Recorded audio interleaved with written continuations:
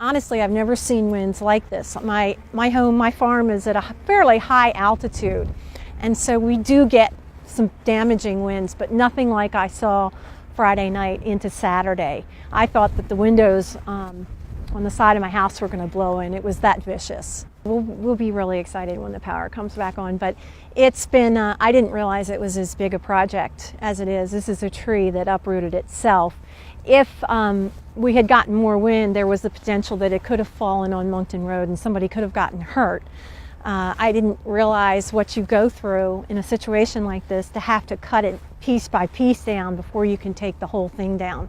I mean, it's quite a project. People coming in from other states to assist, and that means a lot. And I think that the general public doesn't realize that. Everybody wants their power back right away. We understand that, but you have to also understand the work that goes into making us able to have electric whenever we want. We're all very, very lucky.